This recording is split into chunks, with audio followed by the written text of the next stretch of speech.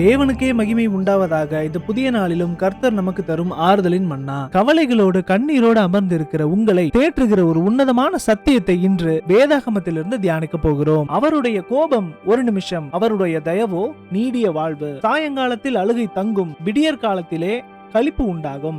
பழைய ஏற்பாட்டில் இடம்பெற்றுள்ள இந்த தேனிலும் இனிமையான சங்கீதத்தை எழுதியவர் தேவனுடைய மனுஷனாகிய தாவீது ராஜா.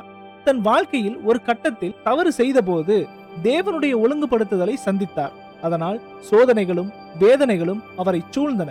தன் பாவ நினைவுகளாலும் சத்துருக்களின் நெருக்கத்தினாலும் அவர் இரவு முழுவதும் கண்ணீர் வடித்து அழுதார். அந்த சோகத்திலும் தாவீது ஒரு காரியத்தை தெளிவாக புரிந்து கொண்டார். நம்முடைய இயேசுவின் கோபம் ஒரு நிமிடம்தான், ஆனால் அவருடைய கிருபையோ வாழ்நாள் முழுவதும் நீடிக்கும் என்பதை உணர்ந்தார். அழுகையோடு இந்த இரவு கடந்து கர்த்தருடைய இரக்கத்தினாலே ஒரு புதிய விடியல் வரும் என்று நம்பி இந்த சத்திய வார்த்தையை கொண்டே தாவீது தன்னைத்தானே திடப்படுத்திக் கொண்டார். இன்று உங்கள் வாழ்க்கையிலும் சோதனைகளும் நிந்தனைகளும் உங்களை சூழ்ந்து கொண்டு என் இரவு எப்பொழுது முடியும் என்று அழுது கொண்டிருக்கிறீர்களா? இதோ உங்களுக்கான சத்தியம். உங்கள் அழுகை நாட்கள் இன்றோடு முடிய போகிறது.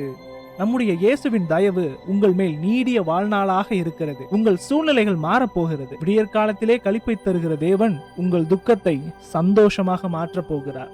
சோர்ந்து போகாமல் இருங்கள். கர்த்தருடைய கிருபையை நோக்கி பார்த்து உங்களை திடப்படுத்திக் கொள்ளுங்கள். அவருடைய தெய்வீக சமாதானம் உங்கள் இருதயங்களை காப்பதாக. கண்களை மூடி ஜெபிப்போமா? எங்களை அதிகமாய் நேசிக்கும் அன்பின் பரலோக தகப்பனே, சாயங்காலத்தில் அழுகை தங்கும், விடியற் காலத்திலே களிப்பு உண்டாகும் என்று கொடுத்த உம்முடைய வாக்குத்தத்த வசனத்திற்காக ஸ்தோத்திரம். இதோ கண்ணீரோடும் பயத்தோடும் இந்த வீடியோவை பார்த்து கொண்டிருக்கிற உம்முடைய பிள்ளைகளை உம்முடைய கரங்களில் ஒப்பு கொடுக்கிறேன். இவர்களுடைய அழுகைகள் இரவு முடிவுக்கு வரட்டும். உம்முடைய தெய்வீக சமாதானத்தினாலே இவர்களுடைய இருதயங்களை நிரப்புங்கப்பா. ஒரு புதிய விடியலையும் களிப்பையும் இவர்களுடைய வாழ்க்கையில் தந்து உம்முடைய தயவினால் இவர்களை திடப்படுத்துங்க ஆண்டவரே.